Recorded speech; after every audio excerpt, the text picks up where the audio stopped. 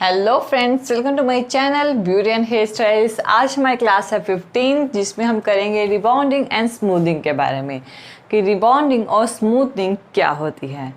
देखिए, ये जो ब्यूटी पार्लर कोर्स है इसमें मैं जो हेयर से रिलेटेड जो भी क्लासेस ले रही हूँ ये बेसिक क्लासेस हैं। इसकी कंप्लीट डिटेल मैं हेयर स्टाइलिंग कोर्स में लूँगी। मैं इसके बाद हेयर स्टाइल का कोर्स स्टार्ट करूँगी और उसके बारे में आपको हेयर की कंप्लीट नॉलेज दूँगी। तो ये हमारी बेसिक क्लास है रिबॉन्डिंग और स्मूथिंग की, कि रिबॉन्डिंग और स्मूथिंग को हमने कैसे करना है। रिबॉन्डिंग का मतलब क्या होता है? री मतलब फिर से, बॉन्डिंग मतलब बॉन्ड बनाना, अपने बालों के फिर से बॉन्ड बनाना, यानी जो हमारे नेचुरल बॉन्ड है उन बॉन्ड्स को तोड़ना और नए बॉन्ड्स को जोड़ना, ये होता है रीबॉन्डिंग, जो कि मैं आज आपको कराने जा रही हूँ। तो रिबॉन्डिंग करते कैसे हैं ये प्रोसेस मैं आपको बताऊंगी। रिबॉन्डिंग और स्मूथिंग में क्या फ़र्क होता है ये भी मैं इस क्लास में आपको रिप्रेजेंट करूंगी। रिबॉन्डिंग की कंप्लीट प्रोडक्ट नॉलेज ऑलरेडी मेरे चैनल पे अवेलेबल है, आप देख सकते हैं। मैट्रिक्स, लॉलियर, स्ट्रिक्स, श्वार्ट्जकॉफ, तो सबकी जो नॉलेज है वो, यानी कि सबकी जो डिटेल है वो ऑलरेडी मेरे चैनल पे अवेलेबल है। तो यहाँ पे मैं रिबॉन्डिंग और स्मूथिंग का प्रोसेस जो है आपको बताने जा रही हूँ।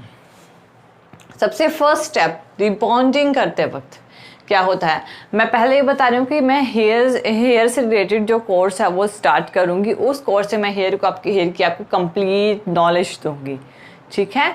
तो हम यहाँ से बेसिक से स्टार्ट कर रहे हैं और ऊपर आगे की तरफ बढ़ेंगे। जब ये 30 डेज का कोर्स कंप्लीट हो जाएगा देन मैं हेयर्स के रिलेटेड कोर्स स्टार्ट करूँगी। तो ये हमारी 15th क्लास है। 15th क्लास में हम आज कर रहे हैं रीबॉन्डिंग एंड स्मूथिंग। होती क्या है रिबॉन्डिंग? जैसे कि मैंने कहा, फिर से बॉन्ड बनाना। रिबॉन्डिंग और स्मूथिंग में ज़रा सा माइनर सा फ़र्क है। प्रोडक्ट में कोई फ़र्क नहीं है, वही प्रोडक्ट यूज़ होगा जो रिबॉन्डिंग में और वही प्रोडक्ट यूज़ होगा जो कि स्मूथिंग में होगा। ये दोनों में सेम प्रोडक्ट हम यूज़ कर रहे हैं, कोई भी सेपरेट प्रोडक्ट हमने इसमें नहीं लिया है। तो रिबॉन्डिंग में सबसे पहला जो स्टेप होता है हमारे पास, फर्स्ट स्टेप है वॉश का। देखिए, जब भी हम बालों से रिलेटेड कोई चीज़ करते हैं ना, तो सबसे पहले उनको वॉश करना ज़रूरी होता है। तो वॉश हमने 2 टाइम करना है। 2 टाइम मीन्स उसे ये नहीं कि पहले वॉश करना है, ड्राई करना है, फिर वॉश, ऐसे कुछ नहीं है। आपने 2 टाइम शैम्पू से वॉश करना है। 2 टाइम इसलिए ताकि जितना भी एक्सेस ऑयल है ना वो निकल जाए। और इस प्रोसेस में आपने शैम्पू का यूज़ करना है। पूरी रिबॉन्डिंग में सिर्फ एक ही बार शैम्पू यूज़ होता है, दैट इज़ फर्स्ट टाइम। उसके बाद शैम्पू का कहीं भी यूज़ नहीं होगा। तो फर्स्ट वॉश, जो कि शैम्पू का यूज़ करके होता है। सेकंड स्टेप में होता है हमारा, देखिए, वॉश अगर कस्टमर ने पहले ही किया हुआ है तो ठीक है, क्योंकि वो ड्राई भी हो चुके होंगे अगर वो काफ़ी थोड़ी 1-2 घंटे बाद आए हैं। अगर उन्होंने ड्राई नहीं किया तो आपने ड्राई करने हैं।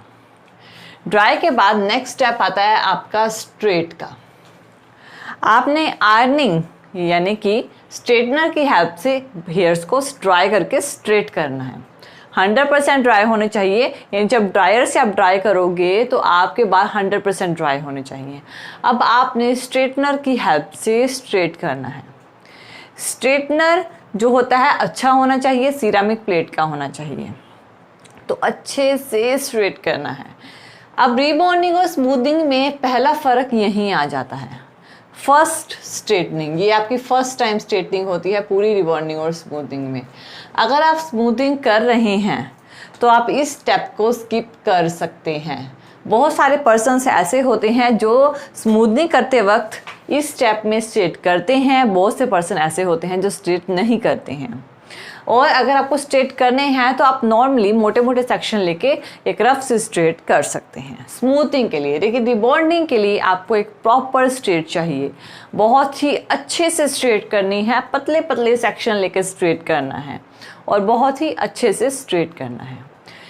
जब ये प्रोसेस कंप्लीट हो जाएगा तो हम चलते हैं अपनी क्रीम के प्रोसेस पे। अब रिबॉन्डिंग क्रीम को आपने, जैसे आपने छोटे छोटे सेक्शन लेके स्ट्रेट किया है, वैसे ही आपको छोटे छोटे सेक्शन लेके क्रीम अप्लाई करनी है, उसको इमल्सिफाई करना है।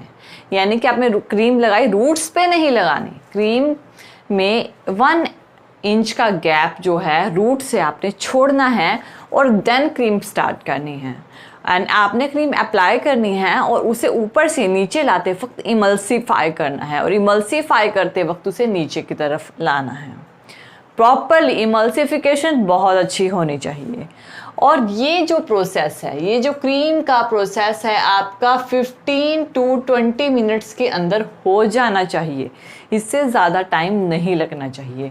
पूरे हेयर्स पे 15 to 20 मिनट्स में कंप्लीट हो जाना चाहिए। जब ये क्रीम का स्टेप कंप्लीट होगा तो आपने रेस्ट देना है हेयर्स को नियर अबाउट एक एल्यूमिनियम फॉयल में। जब क्रीम फर्स्ट सेक्शन अप्लाई करूँगा तो नीचे एक एल्यूमिनियम फॉयल लगा देना और उसे रैप कर देना, और हाफ आवर्स के वेट करना है। हाफ आवर्स का वेट करके आपने हेयर्स को चेक करना है, विजुअल चेकिंग करनी है। चेकिंग कैसे? आपने एक हेयर लोगे, उसे स्ट्रेच करोगे। अगर वो हेयर स्ट्रेच हो रहा है, उसमें इलास्टिसिटी आ रही है, मीन्स टू से कि आपकी जो हेयर्स के बॉन्ड हैं वो टूट चुके हैं। अगर इलास्टिसिटी नहीं आ रही है, अभी आपको और वेट करना है 5 to 10 मिनट्स का। तो आपने विजुअल चेकिंग करनी है, ठीक है ना, और 10 मिनट्स का वेट करके आपने फिर से चेकिंग करनी है, और एंड देन इलास्टिसिटी आ जाएगी। मैं ऑलरेडी आपको प्रोडक्ट नॉलेज, मैं पहले ही कह रही हूँ कि मैं प्रोडक्ट नॉलेज ऑलरेडी अपने चैनल पे दे चुकी हूँ, प्रोडक्ट की कंप्लीट नॉलेज। और ये नॉलेज मैं हेयर स्टाइलिंग कोर्स में, यानी जो मैं इसके बाद हेयर्स का कोर्स स्टार्ट करूँगी उसमें भी दूंगी, डेफिनेटली दूंगी, और किस तरह से सारा प्रोसेस करना है उसमें भी दूंगी।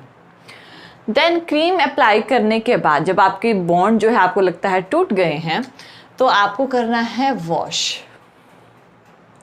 वॉश बहुत अच्छे से। प्रोडक्ट नहीं रहना चाहिए। शैम्पू स्टेशन पे वॉश करते हैं, आपका ये वाला जो एरिया होता है यहाँ पे प्रोडक्ट रह जाता है, इस एरिया में भी प्रोडक्ट नहीं रहना चाहिए। वॉश बहुत ज़्यादा अच्छे से करना, और इस वॉश के टाइम पे आप शैम्पू का यूज़ बिल्कुल भी नहीं करोगे। वॉश करने के बाद जब वॉश का स्टेप कंप्लीट हो जाता है, शैम्पू स्टेशन पे ही जब पूरा प्रोडक्ट निकल जाता है, आपने यूज़ करना है मास्क, हेयर मास्क का। हेयर मास्क लेंथ पे लगाना है, इसे भी रूट्स पे नहीं लगाना, लेंथ पे लगाना है।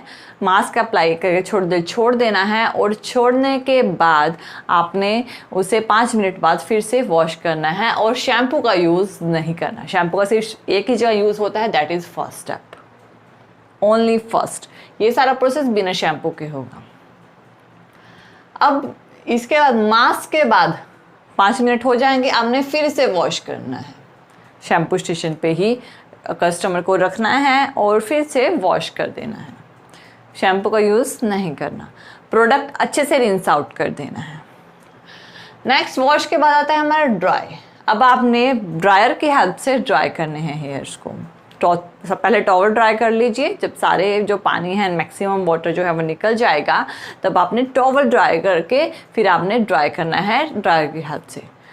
ड्रायर की हेल्प से आप जब ड्राई करोगे तो मीडियम हीट रखनी है और फुल ब्लो रखनी है, यानी कि हीट मीडियम होनी चाहिए और ब्लो फुल होनी चाहिए। देन ड्राई करने के बाद आपका आता है स्ट्रेट रीबॉन्डिंग के केस में और स्मूदनिंग के केस में। ये सारा प्रोसेस रीबॉन्डिंग का भी है, स्मूदनिंग का ही है। फ़र्क क्या है? सिर्फ एक स्ट्रेट में फ़र्क होता है। दोनों के केस में ही स्ट्रेट अच्छी होनी चाहिए, यानी कि ये वाली जो स्ट्रेट है ना, ये बहुत अच्छी स्ट्रेट होनी चाहिए। अब इस स्ट्रेट में आपने पतले पतले सेक्शन लेने हैं और बहुत ही अच्छे से स्ट्रेट करना है। एक एक सेक्शन में कम से कम 10 to 12 टाइम्स आपने स्ट्रेटनर को जो है उससे आयरनिंग करनी है, हेयर्स को आयरनिंग करनी है। जब आपने छोटे छोटे सेक्शन लेके जब आपका सारा प्रोसेस कंप्लीट हो जाएगा, देन आप चलोगे अपने नेक्स्ट स्टेप पे। स्ट्रेट का स्टेप कंप्लीट होने के बाद हम चलते हैं हमें 9th स्टेप पे, डैट इज न्यूट्रलाइजर। न्यूट्रलाइज़र आपने लेना है और न्यूट्रलाइज़र की हेल्प से वैसे ही छोटे छोटे सेक्शन लेके आपने सारे हेयर्स पे न्यूट्रलाइज़र अप्लाई करना है। जब आपका न्यूट्रलाइज़र अप्लाई हो जाएगा तो आपने हाफ आवर का वेट करना है, आधे घंटे का वेट करना है, और इस ड्यूरेशन में नेक बिल्कुल भी हिलनी नहीं चाहिए। क्यों नहीं हिलनी चाहिए? क्योंकि इस टाइम न्यूट्रलाइजर क्या करता है, आपके बॉन्ड को जोड़ने का काम करता है, तो ये आपके बॉन्ड को जोड़ रहा होगा। अगर जैसे बाल हिलेंगे वो उसी तरह आपके हेयर्स के बॉन्ड को जोड़ देगा। तो इसी वजह से आपको मूवमेंट नहीं करनी है, नेक की मूवमेंट नहीं होनी चाहिए हाफ आवर तक। न्यूट्रलाइज़र के बाद जब ये हाफ एन आवर हो जाएगा देन अगेन आपने वॉश करना है। सेम प्रोसेस, वॉश में शैम्पू का यूज़ नहीं करना। जब पूरा प्रोडक्ट रिंस आउट हो जाएगा देन आपने मास्क अप्लाई करना है।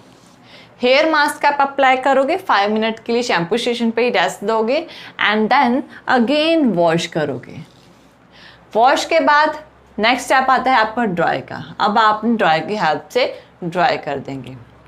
आपने कॉम की हेल्प से ड्राई करना है। आपने इस तरह का सिरामिक टीथ का कॉम लेना है और उसकी हेल्प से उससे स्ट्रेटली उसको जो है ड्राई करना है ड्रायर की हेल्प से। अब नेक्स्ट स्टेप आता है आपका फिर से स्ट्रेट करना। स्ट्रेटनर की हेल्प से अब आप अपने छोटे छोटे सेक्शंस नहीं लेने, अब आपने बड़े बड़े सेक्शन लेके 2 to 3 मिनट्स लगेंगे, बड़े बड़े सेक्शन लेके स्ट्रेट कर दें। नॉर्मली अब आपने अच्छे से स्ट्रेट नहीं करना है, बड़े बड़े सेक्शन लेके स्ट्रेट कर दें, ज़्यादा टाइम नहीं लगेगा इस स्टेप में। और जब ये स्टेप हो जाएगा तो लास्ट स्टेप होता है आपका सीरम का। अब आपको सीरम यूज़ करना है, हेयर पे सीरम लगा दीजिए जो हेयर सीरम होता है। तो ये कंप्लीट प्रोसेस जो है ये आपका जो है रिबॉन्डिंग और स्मूथिंग का है। फ़र्क क्या है रिबॉन्डिंग स्मूथिंग में इस प्रोसेस और स्मूथिंग में? ये जो स्ट्रेट होती है ये थोड़ी इतनी ज़्यादा नीटली नहीं की जाती। स्मूथिंग का मतलब है स्मूथ होना, स्मूथ, और रिबॉन्डिंग का मतलब पॉकर स्ट्रेट। तो फ़र्क है रिबॉन्डिंग और स्मूथिंग में। बाकी ये वाली स्ट्रेट दोनों में ही अच्छे से की जाती है और ये वाली स्ट्रेट भी नॉर्मल होती है। तो ये जो है हमारा रीबॉन्डिंग और स्मूथनिंग का प्रोसेस है। इस तरह से आप रीबॉन्डिंग और स्मूथनिंग कर सकते हैं। तो ये हमारी क्लास 15 थी जो कि रिबॉन्डिंग से रिलेटेड थी। प्रोडक्ट नॉलेज मैं ऑलरेडी दे चुकी हूँ और साथ ही साथ अगर आपको इसकी कंप्लीट नॉलेज चाहिए तो इसके बाद मैं हेयर्स का कोर्स स्टार्ट करूँगी, उसमें मैं आपको इसकी कंप्लीट नॉलेज दूँगी, हेयर से रिलेटेड कंप्लीट नॉलेज। तो ये बेसिक्स है रिबॉन्डिंग और स्मूथिंग के। तो फ्रेंड्स आई होप सो कि आपको मेरा वीडियो पसंद आया होगा। तो थैंक यू वीडियो देखने के लिए। और ज़्यादा अपडेटिंग वीडियोस के लिए आप मेरे channel beauty and hair style से मुझे सब्सक्राइब कर सकते हैं। Thank you, good bye.